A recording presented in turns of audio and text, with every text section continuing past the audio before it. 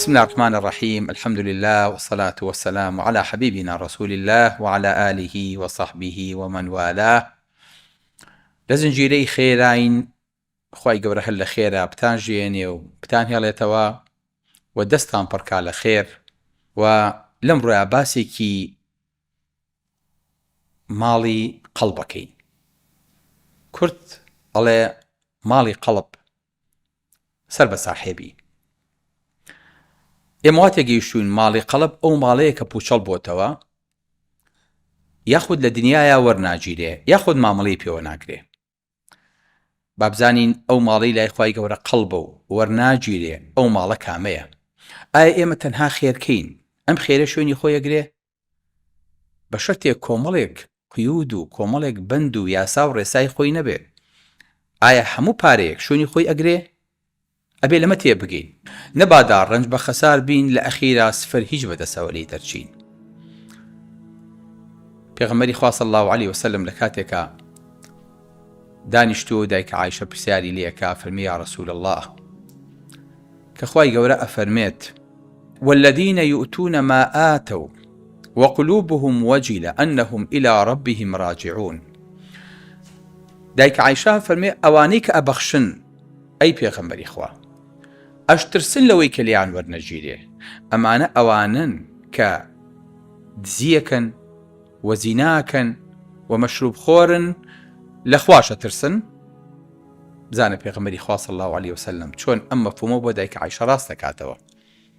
فەرمێ لا یا بنتە ئەبی بەکر، نەخێر ئەی کچی ئەبوو بەکر. چەند لەفزێکی جوانە. یا بنتە صدیق، کچی پیاوە ڕازگۆکە. ئەمە جۆرێکە لە عیلاقی بینی ژن و پیاو کە چۆن پیاو فێ بێ وەڵامی خۆشەویست و خێزانەکەی خۆی باتەوە. ولكنه الذي يصلي ويصوم ويتصدق. پێغەمبەری خوا صلی الله علیه وسلم فەرمێ ئەمە کەسێکە نوێژەکات بە ڕۆژوشە بێوەکو خۆمان و چاکەشەکات وهو يخاف الله عز وجل، هێشتا لە خوا ئەترسێ کە کردەوەکی لێ وەرنەگرێ. کەواتە خۆشەویستەکەم ئەو کردەوەی کە ئیکەین ئەبێ زۆر وریابی بزانی لەکوێیە بەکارهێنیت و چۆن سەرفێکەیت، چونکە هەموو کەسێک کردەوەی چاکی لێ وەرناگیرێ.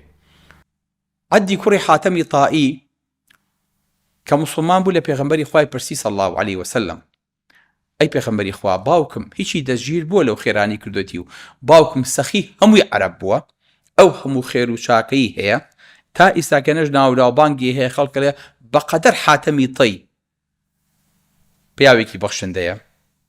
پێغەمبەری خوا صلی الله علیه وسلم بە یەک دێرجواب بێداتەوە کە ئیتر ئەمە بۆ خۆی لە سەمیمایە. فەرمێ ئین ئەباکە ئەرادە ئەمڕەن فەئەدرەکە، باوکت کارێکی بۆ خەڵکی کرد پاداشەکەی وەرگرت، واتە کارێ بۆ خوا نەبووە وەری ناگرێ.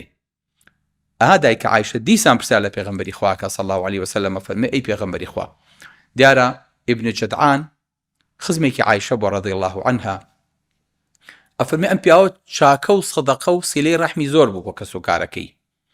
ئایا ئەم پیاوە ئەچێتە باشتەوە چاکەکەی لێ وەرەگیرێ؟ پێغەمبەری خوا صلی الله علیه وسلم فەرمێ نەخێر، إنه لم يقل يوما رب اغفر لي خطيئتي يوم الدين. ڕۆژێ لە ڕۆژان بە دەمیانە هاو بڵێ خوای لێم خۆش بە. کەواتە خۆشەویستەکەم هەموو کردەوەیەکی چاک بابگاتەکەش کەڵانی فەلەک، بەڵام ئاسمانی بەجێ نەهێشت و نەگەیشتە عەرش لای خوای گەورە قبوڵ نییە. خوای گەورە کردەوەیەک وەرەگرێ کە ئیلا ما کانە طەیبە. هەر کاتێک خوای گەورە کردەوەیەکی وەرگرت ئەبێ طەیب بێ، ئەبێ لە ڕزقێکی حەڵاڵ بێ. ئەگەر حەڵاڵ نەبێ خوای گەورە وەری ناگرێ. بۆیە پێغەمبەری خوا صلی الله علیه وسلم کافرمێ من تصدق بعدل تمرة من كسب طيب. هەر کەسێک بەقەدەر دەنکە خورمایەک چەند ئاسانە لە مزگەوتێکاین لە گیرفان تاڵێت خوا براتۆ ڕۆژۆکەی پێ بشکێنە.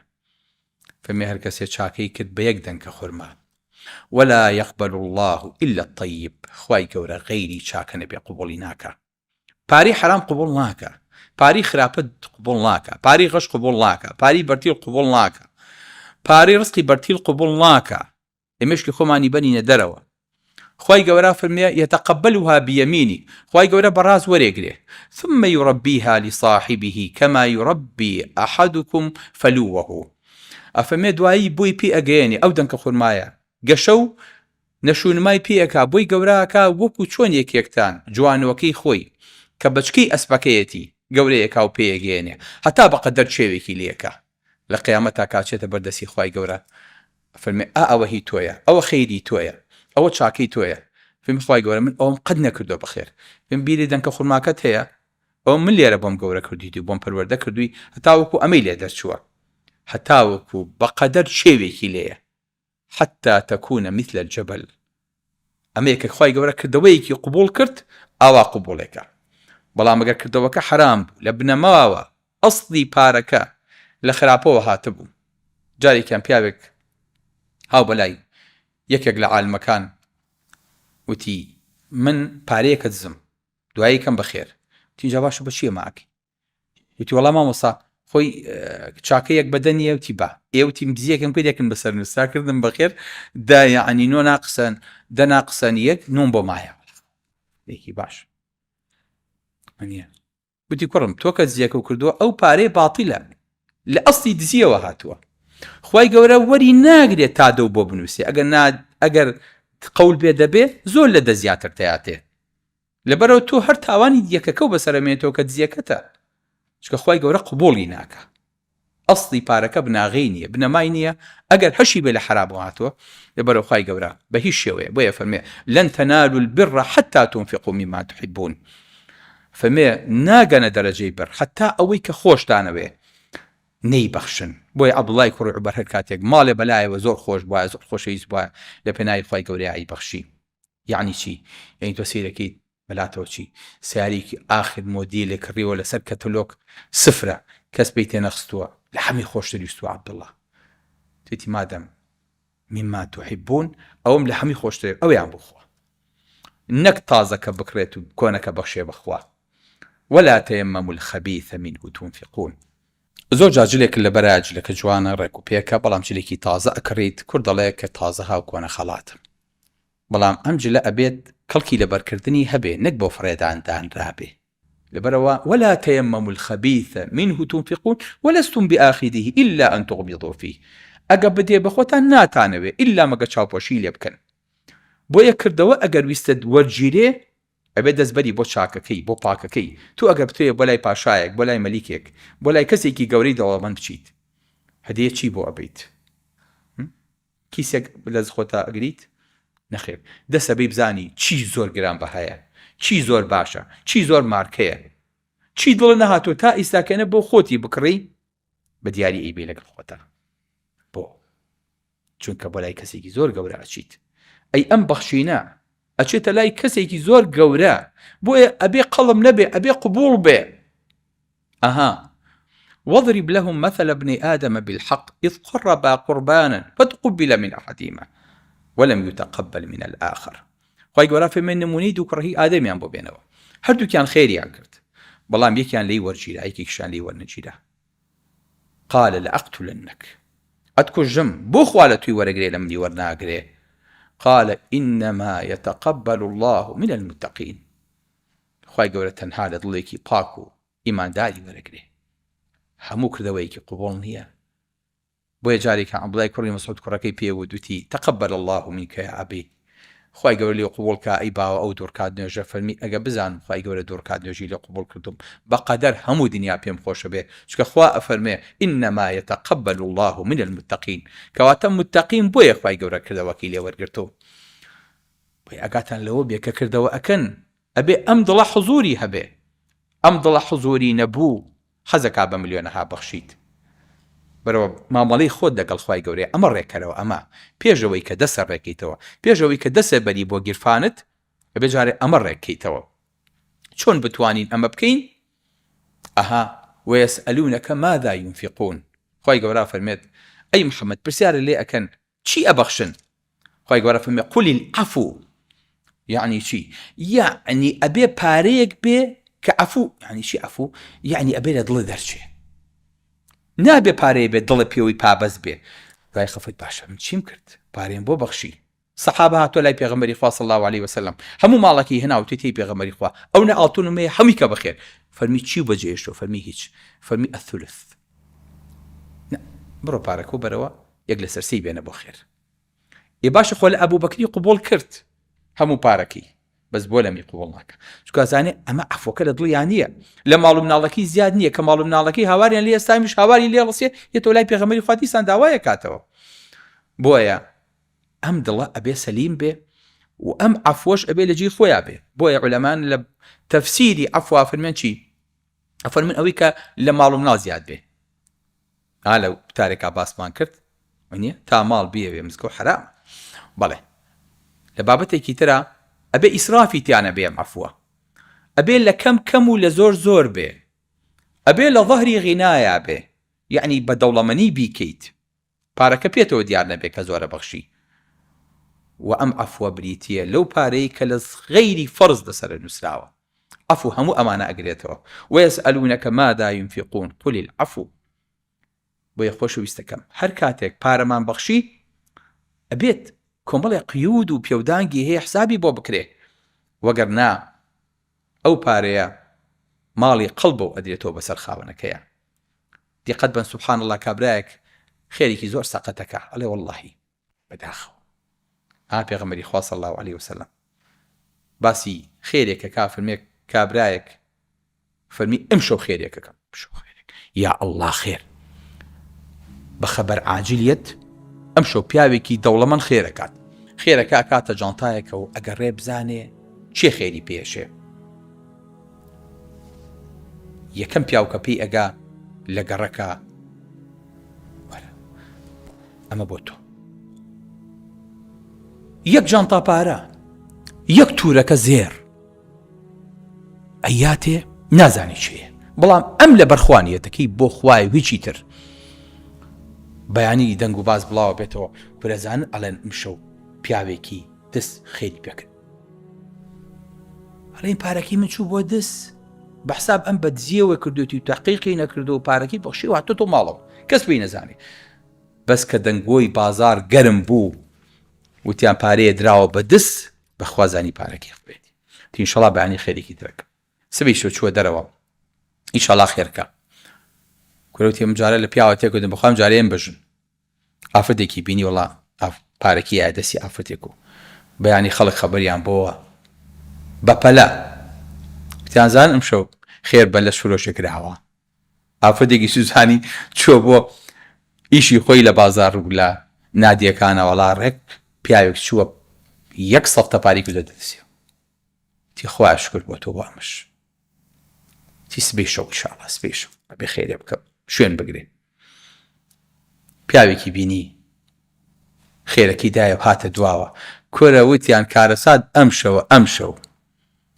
خێر کراوە بە پیاوێکی دەوڵەمەند خۆی ملیۆنێرە چون خێریان پێ کردووە ئیناری زۆر جارە هاتووشی ئەما بین هەڵین بەخوا خۆ نەمزانی وایە کەچی پارەم وایە جا خەڵکێکەیە کە پارەکەی پێیە ئەیە بیکا بەخێر نازانە چی لێ بکات لەو جادەیە تەخشان و پەخشانێکە هەر کەسێکی پێ بگا پارەیاتێ بەڵام خوای گەورە دڵی ئەم پیاوەی دایەوە کە بەدڵێکی پاک خێری کردە بوو فەرمی چاکەکەت لەسەر دزەکە ئیشەڵا وازی لە دزیەکەی هێناوە بەهۆی پارەکەی تۆوە تۆبەی کردو و گەڕاوەتەوە پارەکەت کە داوتە بەلەش فرۆشەکە ئەویش الحەمدولillah هەر تۆبەی کردو چکە لەبەر بێپارەیی و لەبەر فەقیری کاری سوزانیە کرد ئەویش واسی هێناوە دەوڵەمەنەکەش بەڵکو حیا بیگرێ بەهۆی تۆوە ئێستا الحەمدولillah ئەوەی تۆ پێداوە خۆی چەند قاتی ئەوە ئەبەخشێ کەواتە هانیەتەکە چەند دەورە بینێ لەم بابەتەیە بۆیە ئەگەر نیەتەکانمان حازر بوو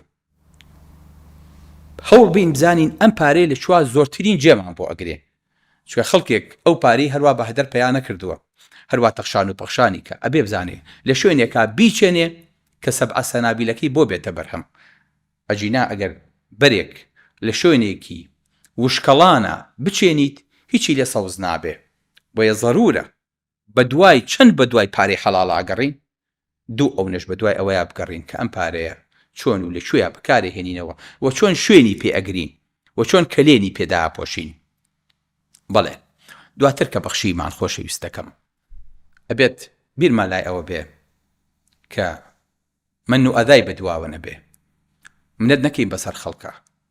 ئەو پاری منە، ئەو ماڵی منە، تۆ بە ماڵی من جۆ لێ ڕوا، ماڵ و مناڵە هەمووی لەسەر منە ژیان، من معاشە نەیەمە لە برسا ئەمریت. بە سینەکەی من نەبێ هەموو ئێوارەیەک ماڵ و مناڵە بێ شێو سەرەنێنەوە. چیم بۆ نەکردی هەی بێسفەت لە دنیاە. زۆر جار سبحان الله دڵی خەڵک. ڕەمەزانی پێشوو نەمای تێ دیسانم ساڵی چەم دووریتەوە ناکرێ، جارێک یەک جار مناڵەکە نەخۆش بوو پارەم مای تێ دیسان مناڵێکی تریشە نەخۆشە، ئەو بە من ناکرێت کاکە بچوو بەلای کەسێکی تر، کەسێ نییە کارە نییە خزمە. لا إله إلا الله لا تبطلوا صدقاتكم بالمن والأذى. بەس ئەمە ڕووی خەڵک مشکێنن، ئەو نەمەیدەنەوە بە چاویانە بۆچکە زۆر ناخۆش. باوەڕم پێ بکە مردنەکە خۆشترە لەوەی کە ئاوا بیتیتەوە بە چاویان. قول معروف ومغفرة خير من صدقة يتبعها أذى. قسەیەکی چاکە بکردایە شڵا خێرەکەم نەکردایە. ئەم پارەیە جێی نەگرت، بەس قسە چاکەکە جێ ئەگرێ. زۆر هە بە قسەیەکی خۆش، خی گەورە شفای مناڵەکەەوە بە باشە بێ ئینشاءالله، خی گەورە دەستی پێمانەوە بێ، ئەوەی ئێمەش پێمان بکرێت درێغی ناکەین بخۆمان و بە کۆمەڵی خەڵکی تر، کورە پیتاکی بۆکەین، کورە سوالی بۆکەین، دوعای خێرتان بۆکەین. کابرا لە جێتیوی کە بشکێت یان لە بەرەوەی کە بڕوخێت هەڵێ سێنیتەوە و حاوەلاکەیت شەحنەیەکی بیتێ، هیچ نەبێت دڵی بە قسەکانیتەوە خۆشە بێ. والله جاگرد نمازاکە بەخوا ئێستا ومە پارەم پێنیە، پارەم هەڵ نەگرتووە، بەخوا ئەم ساڵ زەکاتم نەبوو، زۆر داوای لێ بردم، ئەم ساڵ زەکاتەکەم تاو، ساڵێکی تر وعد بێ ئینشاءالله، پێش وەخت ئاگادارم کەرەوە وعد بێ لە بێرێ نەکەم، بەس بەخوا ئەم ساڵ تۆزێ دەنگی دەستم تەنگە، تۆ دوعام بۆ بکە بەڵکو خی گەورە کارمان بۆ ئاسانکە. ئەژا بەخوا لە زوڵفەکە تێگەم، ئەزانم فەقیری چەند ناخۆشە، ئێستا خۆم برسیم ئاگام لە حاڵی برسی هەیە، نەڵی تێر ئاگای لە برسی نییە. بۆیە خۆشویستەکەم ئەم کەلیمەیە فبكلمة طيبة. پیغمبری خوا صلی الله عليه وسلم فرمێ ما منكم إلا سيكلمه ربه ليس بينه وبينه ترجمان. لە قیامەتا هیچ کەسێکتان نییە ئللا بەبێ تەرجمان خی گەورە قسەی لەگەڵاکە. فينظر الأيمن منه فلا يرى إلا ما قدم وينظر الأشأم منه فلا يرى إلا ما قدم وينظر بين يديه فلا يرى إلا النار. سير راستيكا كدو چاکە کان و خێرەکانی خۆی بینێ، سەیری چەپێکا کدەوە خراپەکانی خۆی بینێ، سەیری بەردەمێکا فلا يرى إلا النار فاتقوا النار ولو بشق تمرة. خۆتان لەو ئاگرە پارێزن کە ئێستا لە بەردەستانایە، ئەگەر بەتەنکە خورمایەکیش بێ فمن لم يجد فبكلمة طيبة. بە قسەیەکی خۆش، بە قسەیەکی جوان خەڵکەکە بەڕێکن. بۆیە ئەم کەلیمەیە زۆر جار دڵی فەقیرێکی پێدا مەزرێ و دڵی پێی خۆشە بێ، ئەڵێ کە ئاو بڵق ئەکا و قود ئەبێتەوە زۆری پێ ناچێ ئەنیشێتەوە. یعنی تۆش تا سەر هەر دەوڵەمەند نابیت، پێشتریش هەروە دەوڵەمەند نەبیت، خی گەورە ئەمڕۆ پێیاوی. بۆیە بەچی نمونی پێێنەوە کوردەواری بە بڵقی ئاو، ئەڵێ کە ئاو بڵق ئەیا و قود ئەبێتەوە زۆری پێ ناچێ ئەنیشێتەوە. ئەو بڵقە ئەڵێ دەوڵەمەند وایە کە لەی بایەکی خەڕووی تایە، چۆن بڵقەوای تایە هەروە. ئەو بڵقە ئەڵێ دەوڵەمەند وایە کە لەی بایەکی خەڕۆی تایە، نازانێ دنیاش وا بێ بایەخە، ئەوەی بمێنێ داڵدە و دایەخە. چاکە ڕۆژێ دێ کە دێتەوە ڕێت، بەخشندە نەبی چێ ئەزانێ چێیت. زمانی چاکیش جێی پارە ئەگرێ، زمانی چاکیش جێی پارە ئەگرێ، زۆر جار هەژاری پێدا ئەمەزرێ. سلام علیکم ورحمة الله وبركاته.